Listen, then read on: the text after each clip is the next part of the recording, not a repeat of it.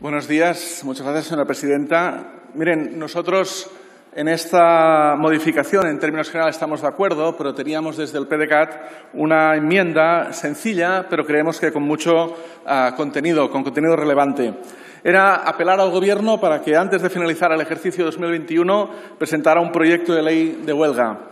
Una disposición adicional nueva, un requerimiento al Gobierno para regular esta materia que está pendiente todavía de desarrollo con normas constitucionales. Se ha dicho anteriormente un Real Decreto Ley del año 77, una norma preconstitucional, una sentencia del Tribunal Constitucional del año 81 y, al final, un derecho fundamental pendiente de desarrollar por ley y que hoy en día está regulado por una ley preconstitucional.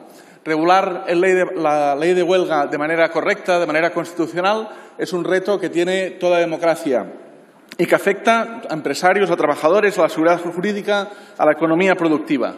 Y, por tanto, es incomprensible que a fecha de hoy todavía esto esté regulado en términos preconstitucionales. El Tribunal Constitucional lo ha afirmado.